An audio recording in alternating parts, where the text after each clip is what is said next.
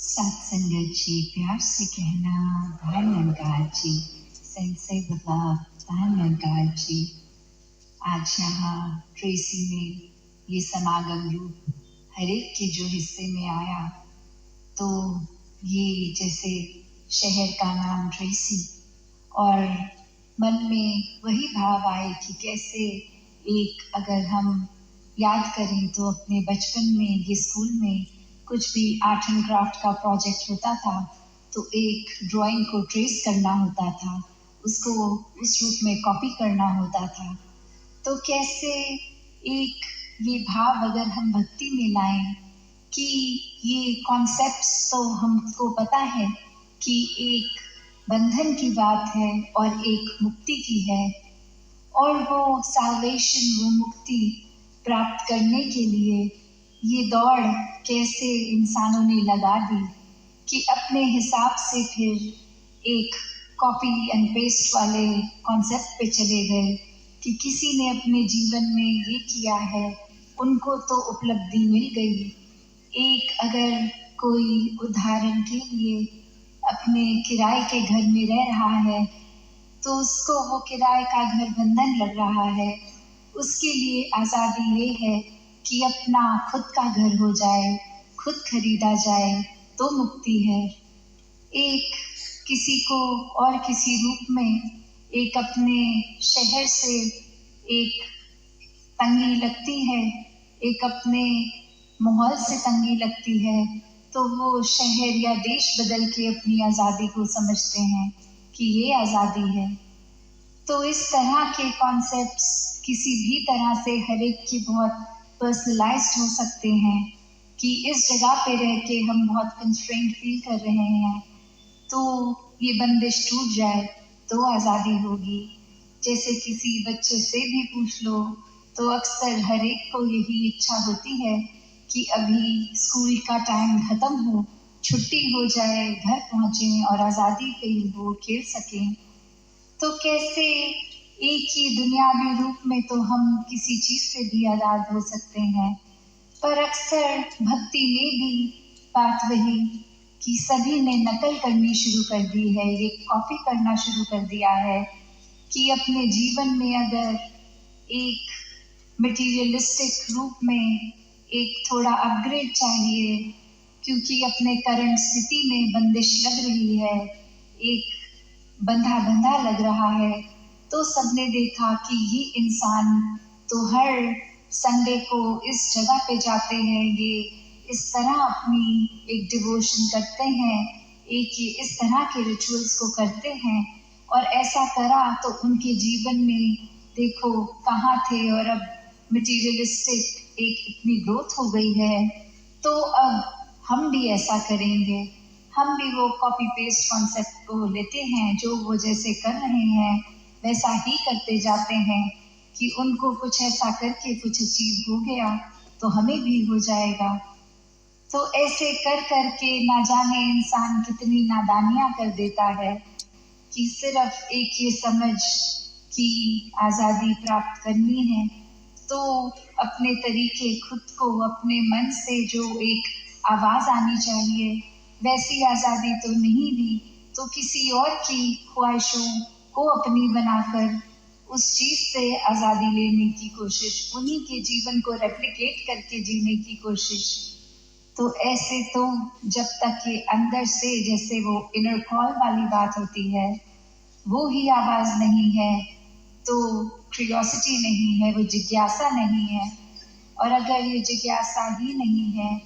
तो ये असली मुक्ति, ये साल्वेशन, ये आवागमन के बंधनों से निजात लेना, ये भी अगर अंदर से नहीं आवाज़ आ रही तो भी इंसान मुक्ति चाहेगा ही नहीं। जैसे एक कहानी का सहारा यहाँ कि एक इंसान यही सोच रहा था कि इस परमात्मा को प्राप्त करना है और वो अपने गुरु के आगे जाकर ये इच्छा प्रकट करके कि ये परमात्मा को जानना है, और वही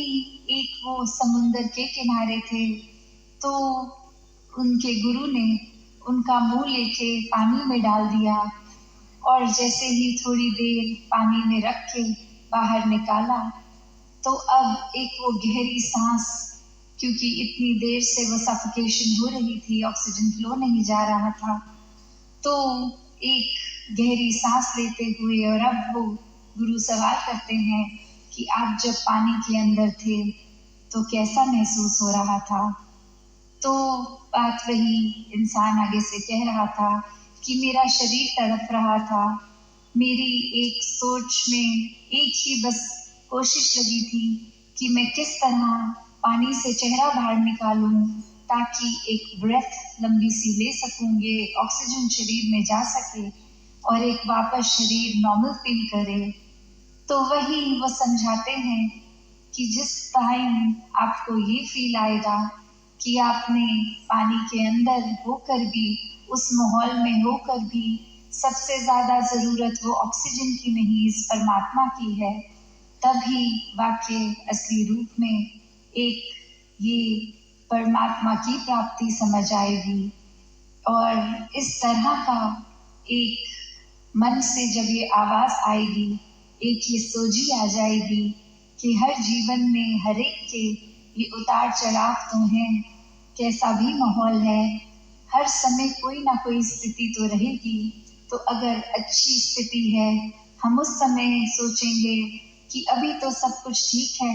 अभी अपना ध्यान परमात्मा पे केंद्रित करने की जरूरत ही क्या है। और जब कोई स्थिति चेंज हो जाती है, एक सर्कमस्टांसेस हमें थोड़ा लो फील करवाते हैं, तो उस समय एक फिर से परमात्मा से जुड़ने की बजाय वो कंप्लेंट्स एक मन में घर कर लेती हैं कि ये परमात्मा ने इतना कुछ दे के ले क्यों लिया। तो बात उस समय भी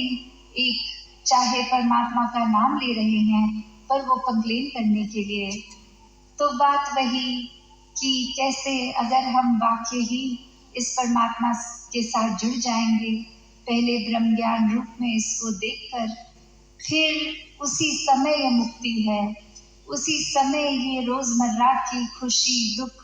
सिचुएशंस इससे उभर जाते हैं, ये ब्लिस, ये आनंद की अवस्था आ जाती है। तो कैसे फिर हर एक की जर्नी यहाँ भक्ति की अपने आप में एक इंडिविजुअलाइज हो जाती है। फिर वो किसी के मोहताज नहीं कि दूसरे क्या कर रहे हैं, क्योंकि वो एक अपनी इंडिविजुअल जर्नी होती है। एक हर समय एक किस तरह से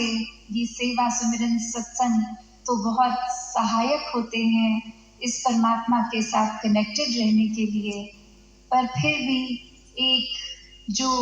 जीवन के हर पहलू में कि एक ये ऑब्वियस सी बात है कि अगर हम स्कूल में हैं, ऑफिस में हैं, कोई काम कर रहे हैं, तो उस समय तो हम संगत में नहीं हो सकते, एक संगत की निर्धारित टाइम पे ही संगत में हो सकते हैं। तो फिर एक और तरीका ये सुमिरन रूप तो कहीं पे भी किया जा सकता है, ये एक समय से बंधा हुआ नहीं, इस निराकार से जुड़कर इस मुक्ति को जो एक ब्रह्म ज्ञान से प्राप्त किया, एक इस मुक्ति को हर पल जिया जा सकता है। फिर चाहे वो सिचुएशन स्ट्रेसफुल हो या वो बहुत ही हैप्पी मोमेंट हो, हर समय ही ये मन आजाद है, क्योंकि एक बात वही कि परिस्थितियों में आते रहना है, चेंज होते रहना है, ये मन हमारा इटर्नली स्टेबलाइज्ड, ये स्थिरता मन की, ये फिर एक कायम रहती है। उसी तरह जैसे कोई पेड़ को अगर एक बिना हवा का दिन देखेंगे तो उसके पत्ते तक नहीं हिल रहे होंगे और वो अपनी जगह पे कायम दायम रहेगा। और वही एक तूफान आ रहा हो, वो ब्रांचेस भी हिल रही हों, वो पत्ते भी हिल रहे हों, हवा से सारे फ्रूट्स भी गिर गए हों पेड़ के, तो भी वो पेड़ अपनी जगह पर ही खड़ा है, क्योंकि उसकी रूट्स स्थिर हैं। वो असर परिस्थिति का सिर्फ उसकी एक ब्रांचेस और लीव्स तक ही है। तो ऐसे ही अपने मन को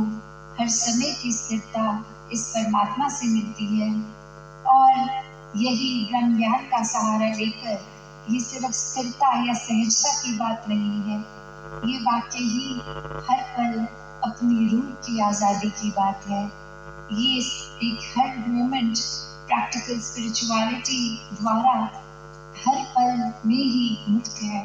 हर पल में ही आज़ाद है।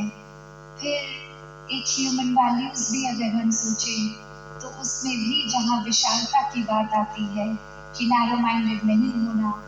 एक हर समय हमने हर एक के लिए सोचना है, एक हमने अपने दिल को बड़ा करना है। तो वहाँ पे भी अगर सोचें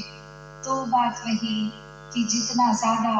इस परमात्मा से जुड़ के एक मुक्ति का एहसास करेंगे, उतना ही क्षितिज ये होराइजन हमारा वास्ट होता जाएगा। ये दिल इतना बड़ा कि हर एक को अकोमोडेट कर लेगा, हर एक के चाहे कैसे भी डिफरेंसेस हों, वो फिर एक नफरत का कारण नहीं बनेंगे। या कोई और भी अगर हम ह्यूमन वैल्यू को देखें, एनालाइज करें, तो अगर ब्रह्म ज्ञान द्वारा ये रूह ही आज़ाद है, तो फिर एक जीवन के हर पहलू में एक अच्छाइयाँ अपने आप ही हमारे अंदर होंगी। तो फिर एक एक चीज़ जो हमें वाकई ही मनुष्य होने का प्रमाण देती है, वो एक गुण साथ साथ चलेगा। तो जैसे अभी सत्संग में भी हमने सुना कि ये सैल्वेशन की बात सिर्फ एक फिजिकल डेथ से नहीं जुड़ी हुई, ये तो मरने से पहले वाली मौत जो जीते जी है, कि कैसे हर पल जब इस परमात्मा में है, सच के साथ जुड़े हैं,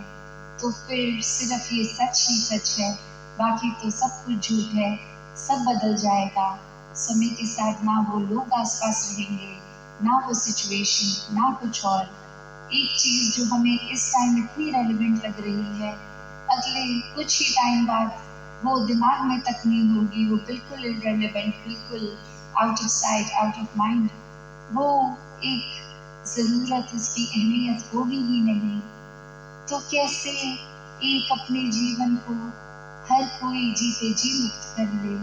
वही जीवन का उद्देश्य है, क्योंकि ये संसारिक माया फिर बंधनों में डालती है। इसके साथ जितना जुड़ते हैं, जितना इसके रंग में रंगते हैं, ये मटेरियलिस्टिक लाइफ तो हमें हर समय अपना प्रभाव देगी। तो कैसे इस मटेरियलिस्टिक जीवन को जीना भी है, ये सामान, साधन, ये सब एंजॉय भी करना है, पर इनके वश में नहीं होना, इनको हमें अपने ऊपर कंट्रोल नहीं करने देना। सिर्फ वो ज़रूरत डिटैच्ड अटैचमेंट वाली कि जब हमें कोई सामान की ज़रूरत है तो हमने घर की एक वो गर्मी है तो एयर कंडीशनर, एक फैन रूफ ऑन कर लिया, ठंडी हवा लगी। पर जब पीक विंटर्स में स्नो पड़ रही है तो उस चीज़ की अहमियत भी नहीं होगी। तो बात वही कि हमें जहाँ इस निराकार से जुड़ेंगे तो हर समय की ही ज़रूरत ही हो जाएगा। फिर एक और चीज़ मैटर ही नहीं करेगी क्या हो रहा है क्या नहीं, क्योंकि फोकस सिर्फ अपने आप को ठीक रखने का होगा। और यही संदेश युगों युगों से संतों ने दिया है, और आज ये इस मुक्ति पर रूप में एक जो भी मिशन के, चाहे वो गुरुओं की बात है, चाहे वो महापुरुषों की बात है, चाहे वो राजमाता जी की बात हो, सदगुरु माता सविंदर जी की बात हो, वो चाहे अन्य एक भक्तों की बात हो, सभी ने पहले खुद इस निराकार को अपने जीवन का आधार बनाया और फिर अपने जीवन को इसी पे चलाया, और वही फिर की जीवन भर इसको हर समय इसके रंग में ढल गए, इसी को अपने अंदर बसा लिया,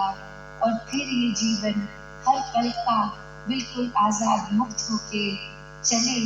फिर वही वो बात आ जाती है, ये अपने आप ही ये फियरलेसनेस भी आ जाती है कि जब कोई डर ही नहीं, ये परमात्मा को प्यार करा, इसको मन में बसा लिया, ये साथ है, ये अनसंग है, ये हर समय है, तो फिर ना कोई आगे की चिंता, ना कोई समय को इस तरह देखेंगे कि पहले तो हमारी लाइफ कितनी कंफर्टेबल थी और अब कितने हम अनईजी हैं। नहीं, वो ख्याल तो आएगा ही नहीं। तब भी निराकार था, जो कर रहा था ठीक था, अब भी निराकार है, जो कर रहा है ठीक है। तो कैसे अपने जीवन को हमने जितना ज़्यादा इस निराकार से जोड़ना है, उतना ही मुक्ति होगी और हर पल से ये मुक्ति। और फिर एक समय जब ये जीवन खत्म भी हो जाएगा, वो श्वास, वो डेथ आ जाएगी, तो भी क्योंकि हर समय इसका एहसास है, उस आखिरी पल में भी इस निराकार का एहसास है, तो शरीर से ये जब आत्मा भी आज़ाद होगी, तो इसको भी पता है कहाँ जाना है, क्या असली घर है, तो वहीं उस रूप में भी वो साल्वेशन होगी। तो जैसे जैसे एक घड़ी की ओर भी नजर जा रही है, तो दासी और मन के भाव ना रखते हुए इन्हीं शब्दों से आपसे आज्ञा लेगी। साथ संगत जी, धन जी।